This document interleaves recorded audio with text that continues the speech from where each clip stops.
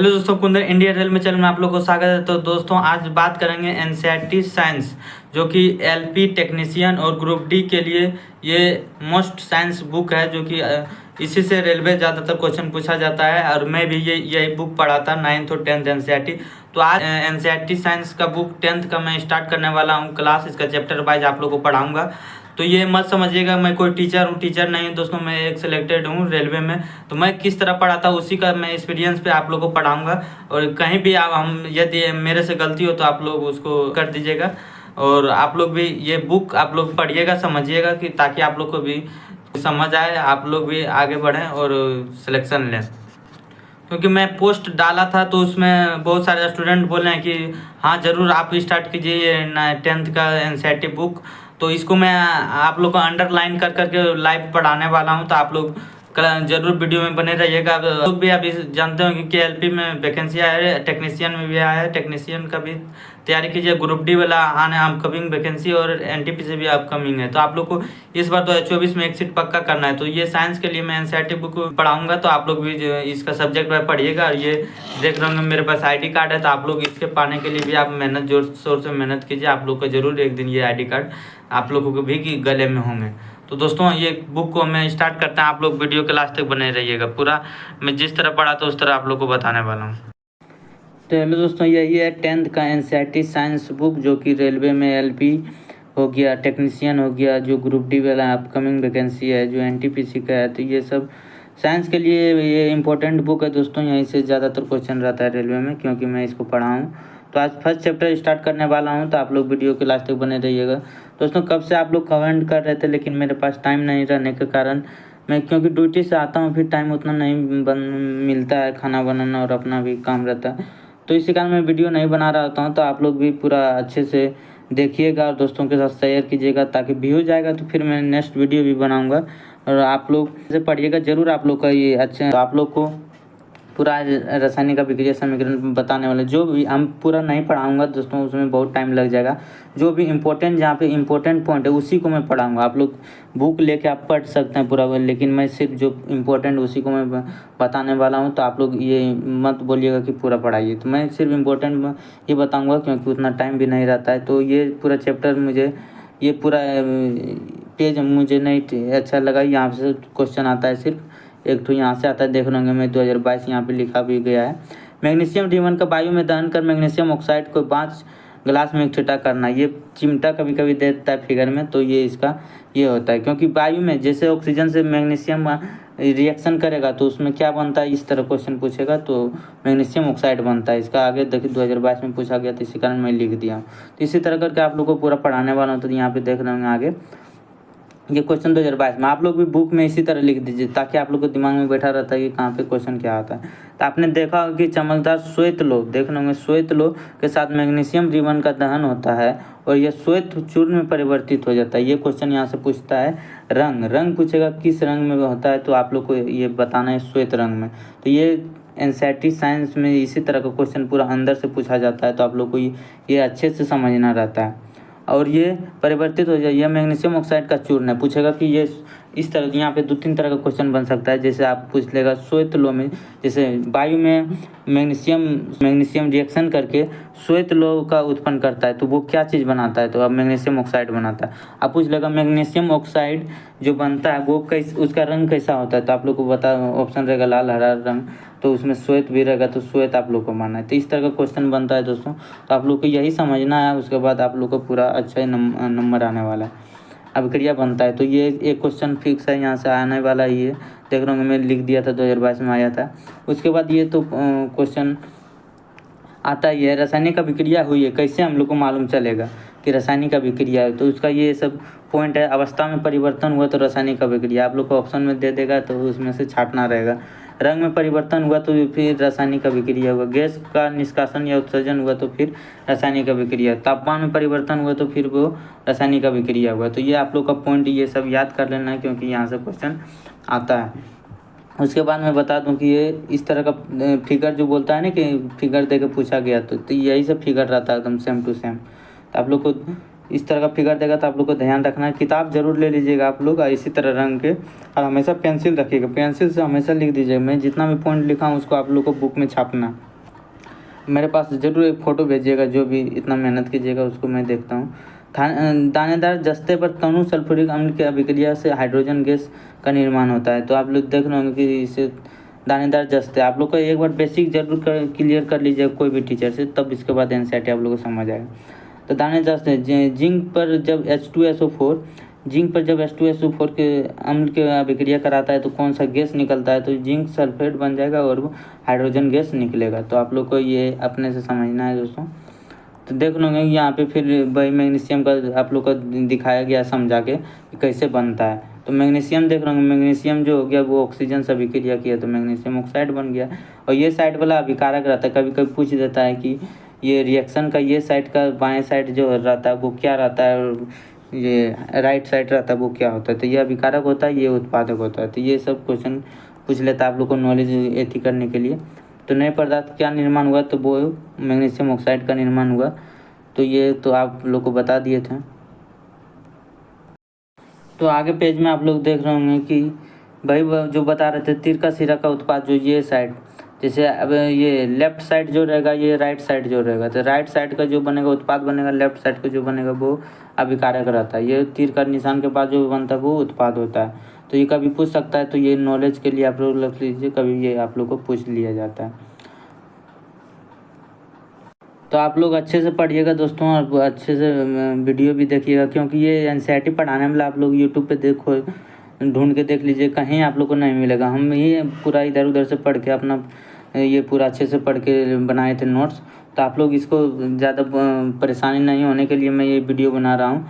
तो आप लोग को भी तो यहाँ सटीक मिल जाएगा ये पे एनसीईआरटी बुक, जो कि कंपटीशन का तैयारी के लिए आप लोगों को कोई पहला वीडियो होगा जो बता रहा होगा। तो आप लोग इसे ज़रूर अच्छे से देखिएगा, नहीं तो कोई सिर्फ 9th 10th का ही क्लास लेता है, उसमें से मैं छाँट छाँट के अपना ये अच्छे से पढ़ाऊँ। तो आप लोग को ये अपने से पूरे अच्छे से पढ़ना है। तो आप लोग देख रहे होंगे आगे का क्या है, इसमें से पूरा मैं और अच्छा से पढ़ाऊँ आगे जाके, तो उसमें पूरा दिखाने वाला हूँ आप लोग को, पूरा पेंसिल से लिखे हैं। तो आप लोग ज़रूर लास्ट तक वीडियो में बने रहिएगा।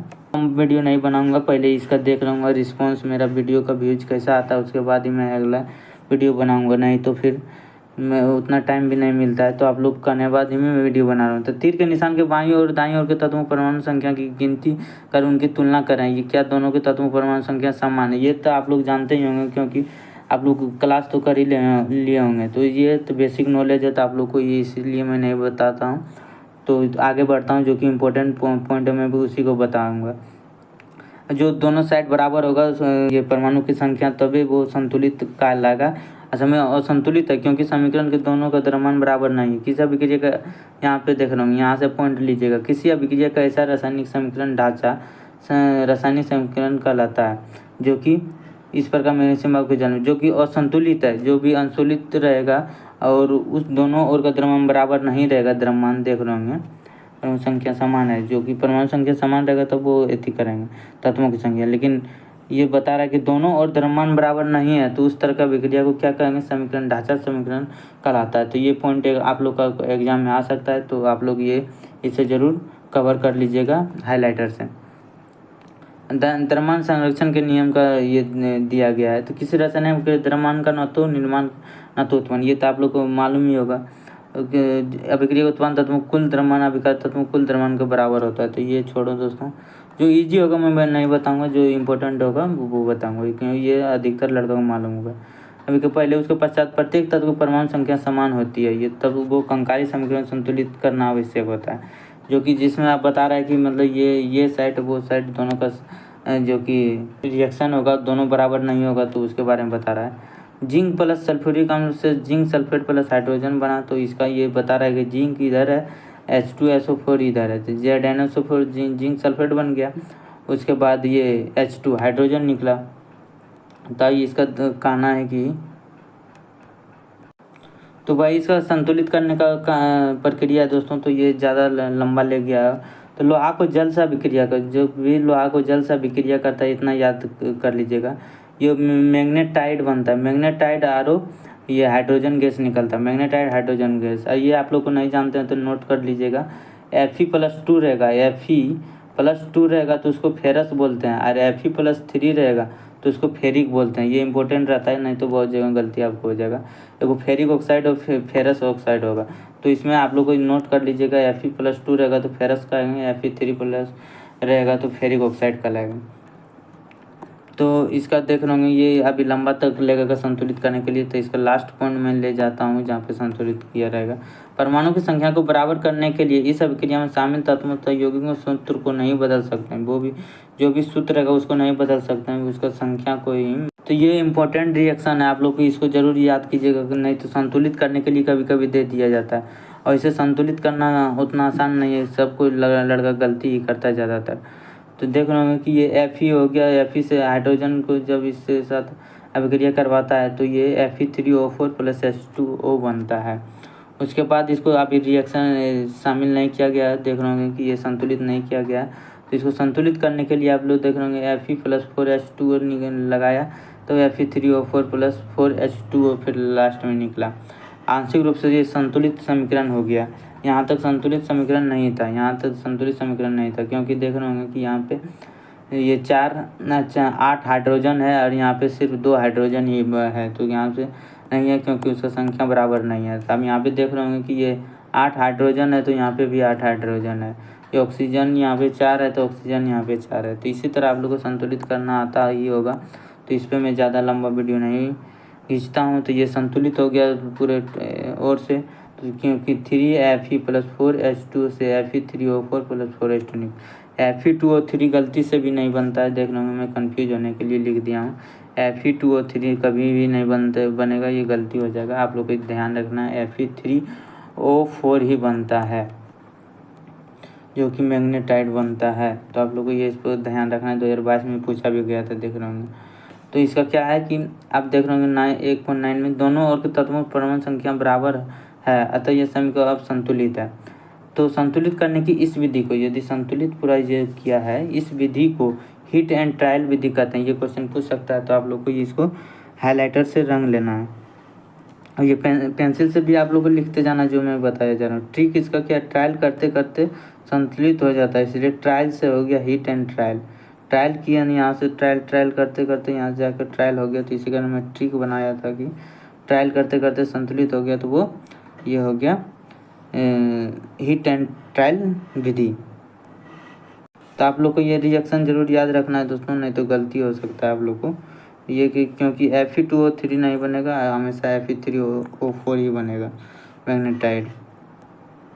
उसके बाद यहाँ पे एक पॉइंट आप लोग को दिख रहा होगा कि अभिकारकों तथा उत्पादकों के रासायनिक सूत्र के साथ उनकी भौतिक अवस्था को भी दर्शाया जाता है, यानी भौतिक अवस्था जो भी अभिकारक उत्पाद, ये साइड लेफ्ट साइड का आपको क्या बताए थे और ये राइट साइड का क्या बताए थे, ये अभिकारक होता है, ये उत्पादक होता है जो भी बन के आता है रिएक्शन। तो उसमें भी एक भौतिक अवस्था होता है, भौतिक अवस्था दर्शाया जाता है, जैसे गैस, द्रव, जल, ठोस हो गया, उसका एक भौतिक अवस्था दर्शाया जाता है। तो गैस के लिए तो G का प्रयोग करते हैं और ये द्रव का लिक्विड प्रयोग करते हैं, जलीय के लिए AQ उपयोग करते हैं, ठोस के लिए S सॉलिड S से उपयोग किया जाता है। तो ये क्वेश्चन कभी कभी पूछ लिया जाता है, तो आप लोग को ये इसको याद रखना है माइंड में। ये संतुलित वही अभी तक चल रहा है, इसमें थोड़ा डीप से पढ़ाया जाता है, NCERT में बच्चों की तरह पूरा याद करवाया जाता है, तो उतना आप लोग को नहीं ध्यान देना है, आपने से पढ़ लीजिएगा, मैं जो इम्पोर्टेंट वही बता रहा हूँ।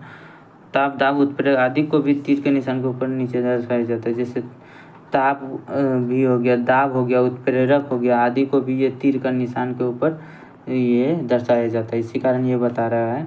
जैसे परिणति में क्या होता है, मैग्नीशियम होता है, तो CO+2H2O से 340 ATM लगाएगा तो CH3OH बने जो कि मेथनॉल बनेगा।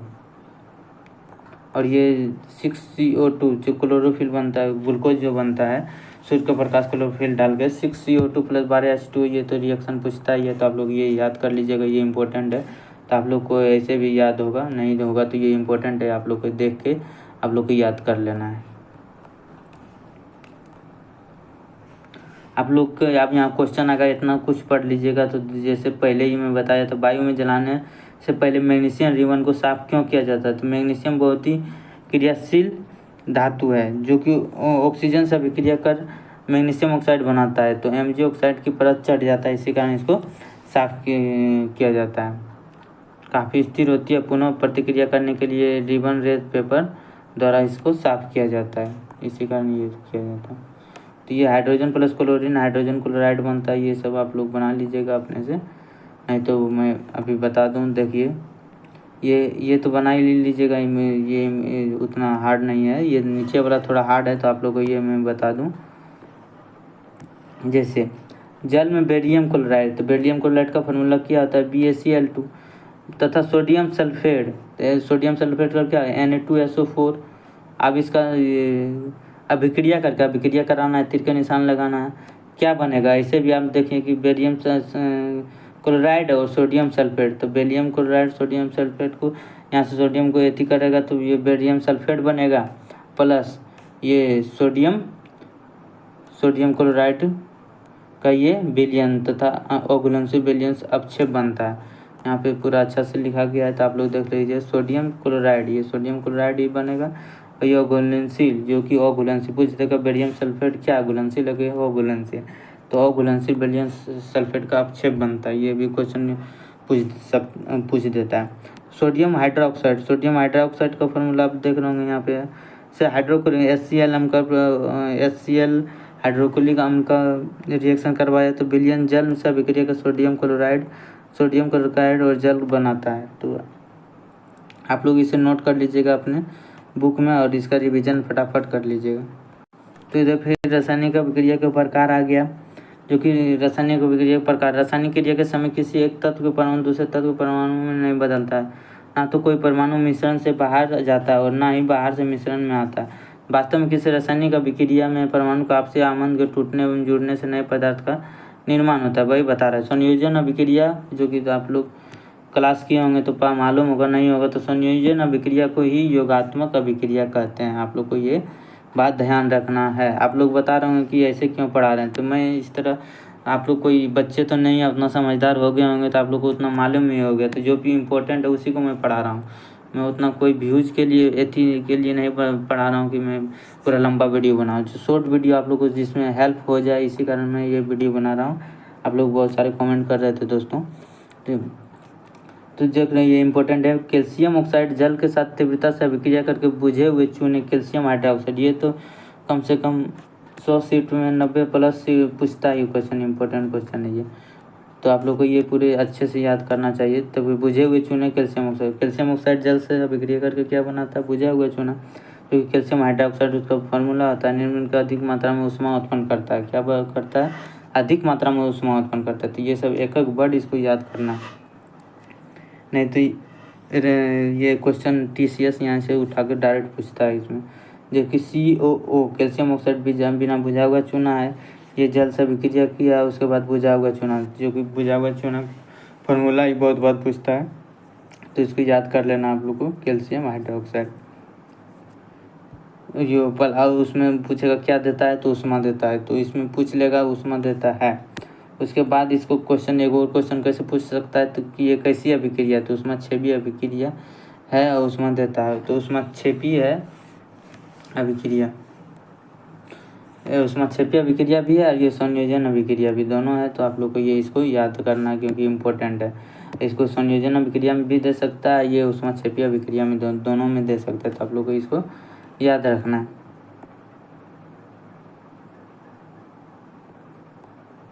इसके बाद नीचे क्या है, इस अभिक्रिया में कैल्शियम ऑक्साइड जब मिलकर एकल उत्पाद कैल्शियम हाइड्रोक्साइड बनाते हैं, तो ऐसे अभिक्रिया दो या दो से अधिक अभिकारकों में मिलकर एकल उत्पाद का निर्माण करता है, इसे संयोजन। अब देखिए ये अलग है, ये अलग है, ये दोनों मिलकर कैल्शियम हाइड्रोक्साइड बनाए थे, इसमें तो दोनों मिलकर एक एकल उत्पाद बनवाया था, इसी कारण इसको संयोजन अभिक्रिया या योगात्मक अभिक्रिया है, प्लस ऊष्मा निकला, इसी कारण ये ऊष्माक्षेपी अभिक्रिया भी हो गया। तो इस तरह मैं पूरा पेंसिल से लिख के पढ़ा था, आप लोग भी ज़रूर लिखिएगा इसको, क्योंकि माइंड में सेट रहता है। तो आज मैं इतना ही तक पढ़ाऊँगा, देखता हूँ फिर आगे क्लास लेता हूँ। तो आप लोग यहाँ से पूरा अच्छे से देख लीजिएगा, इतना नोट करके आप लोग ज़रूर पढ़िएगा। ये ऊपर के अभिक्रिया में बुझे हुए चूने, जो कि यहाँ बुझे हुए चूने के विलयन दीवारों को सफ़ेदी करने के लिए भी किया जाता है। आप लोग को मालूम है जो पेंट करते हैं उसमें कि पेंट जब करते हैं तो रंग फीका रहता है, लेकिन कुछ देर बाद उसको गाढ़ा क्यों हो जाता है, रंग क्यों चढ़ जाता है? तो कार्बन डाइऑक्साइड के कारण। तो कैल्शियम हाइड्रोक्साइड वायु में उपस्थित कार्बन डाइऑक्साइड के साथ धीमी गति से पूछ लेगा कि तेज गति से कि धीमी गति से, ये इंपॉर्टेंट है। इसी कारण मैं देखिए यहाँ 2 पर पेंसिल चलाएं। तो यही सब बात को आप लोग को ध्यान रखना है। ये सब बात आप लोगों को बहुत खोजने पर भी नहीं मिलेगा, को ज़्यादा टीचर भी नहीं पढ़ाता, इसी कारण मैं इसका क्लास स्टार्ट किया हूँ। तो यही सब पॉइंट आप लोग को याद रखना है। तो आपने से पढ़िएगा तो उतना समझ नहीं आएगा जो भी है, तो इसके लिए मैं इसको बता रहा हूँ कि इसके साथ धीमी गति से ऑप्शन दे देगा। तेज गति से अभिक्रिया करता है, धीमी गति तेज गति से करता है, तुरंत ये पेंट नहीं चढ़ जाता, लेकिन तुरंत आप लोग देखते होंगे दीवार पे ये गाढ़ा रंग नहीं होता है, देर से होता है। इसी कारण कार्बन डाइऑक्साइड धीमी गति से अभिक्रिया करके दीवारों पर कैल्शियम कार्बोनेट की एक पतली परत बना देता है। सफेदी करने के 2-3 दिन बाद तब ये धीमी गति हुआ ना, कैल्शियम कार्बोनेट का निर्माण होता है। पूछता क्या क्या चीज़ का निर्माण होता है? तो कैल्शियम कार्बोनेट का निर्माण होता है। इसी दीवार में चमक आ जाती है। रोचक बात यह है कि संगमरमर का रासायनिक सूत्र भी कैल्शियम कार्बोनेट ही होती है, CaCO3। तो ये सब क्वेश्चन यहाँ से इंपॉर्टेंट है, ये एकदम पूछता है। जैसे कि कैल्शियम हाइड्रोक्साइड से अभिक्रिया कौन किया? कार्बन डाइऑक्साइड किया। कार्बन डाइऑक्साइड करने के बाद क्या बना? कैल्शियम कार्बोनेट बना और ये जल भी बाहर निकला। तो ये इंपॉर्टेंट क्वेश्चन है दोस्तों, आप लोग को ये पूरा अच्छे से याद करना है। अब IL जो ये सब संयोजन अभिक्रिया में उदाहरण है, तो आप लोग को ये भी याद रखना है कि कौन कौन सा संयोजन अभिक्रिया है, नहीं तो वहाँ पूछ देता है कि ये संयोजन अभिक्रिया है, इसमें से छांट दें। आइए संयोजन के कुछ उदाहरण पर चर्चा करें। कोयले का दहन भी ये इम्पोर्टेंट है दोस्तों। आप लोग देख रहे होंगे कि प्रीवियस ईयर जो क्वेश्चन निकालिएगा, ये क्वेश्चन पूछा गया था, तो कोयले का दहन, और ये क्वेश्चन कहीं भी नहीं दिया गया है, इसी का NCERT में दिया गया था, तो मैं पढ़ा था तो मालूम चला। कोयले का दहन भी ये संयोजन अभिक्रिया, ये किसी तरह से लगता नहीं है कि कैसे है, लेकिन यहाँ पे देख रहे हैं कार्बन से अभिक्रिया कर ऑक्सीजन बनता है, तो कार्बन डाइऑक्साइड ही तो कोयले का दहन के रूप में कार्य करता है। कोयला भी में तो CO2 निकलता है, तो इसी कारण इसका ऑप्शन ये भी हो गया। और ये बना दहन तो देना होगा, क्या क्या मैं लिखा देख लीजिए। संयोजन अभिक्रिया कौन है? कोयले का दहन हो गया, जल का निर्माण हो गया, ये सब हो गया। तो आज दोस्तों मैं इतने तक पढ़ाता हूँ क्योंकि लंबा वीडियो हो गया। फिर इसका नेक्स्ट जो भी चैप्टर छूट गया उसको मैं कल पढ़ाता हूँ, जो भी पेज। तो आप लोग इसका वीडियो कैसा लगा ज़रूर कमेंट कीजिएगा, क्योंकि ये NCERT क्लास आप लोग को यूट्यूब में ढूंढिएगा, कहीं ज़्यादा नहीं मिलता, इसी कारण मैं इसको बताया और बहुत सारा स्टूडेंट कमेंट भी कर रहा था। तो आप लोग इसको मैं इंपॉर्टेंट चीज़ बताया, उतना अच्छा से मैं नहीं बताया पूरा एक लाइन करके, क्योंकि एक लाइन करने में आपका भी टाइम बर्बाद होगा, मेरा भी टाइम बर्बाद। जो भी चीज़ इंपॉर्टेंट, इसी कारण आप लोग को इंपॉर्टेंट चीज़ ही मैं बताया हूँ। तो आप लोग इसको ज़रूर मेहनत से पढ़िएगा और आप लोग का अच्छे नंबर आने वाले, नहीं तो प्रीवियस ईयर क्वेश्चन आप लोग एक बार ज़रूर मैं बोलता हूँ देखने के लिए। अभी इस तरह ही आप लोग को पेंसिल के साथ आप लोग को इसे में लिख लेना। मैं आगे पेज दिखाऊंगा बायोलॉजी का जो चैप्टर है उसमें तो पूरा लिख दिया हूँ, तो इसलिए आप लोग को भी इस तरह से पढ़ना है और एक बार सीट पक्का करना है 2024 में। तो आप लोग कमेंट जरूर कीजिएगा दोस्तों। Thank you. जो भी गलती हुआ है उसे माफ़ ज़रूर कर दीजिएगा, क्योंकि मैं कोई टीचर नहीं हूँ, एक सेलेक्टेड हूँ, तो उसमें मैं जैसे एक्सपीरियंस है मुझे उसे आप लोग को बता दिया हूँ। तो थैंक यू दोस्तों, जय हिंद जय भारत। अब नेक्स्ट वीडियो में बनाता हूँ, आप लोग ज़रूर कमेंट कीजिएगा कौन सा चैप्टर स्टार्ट करें।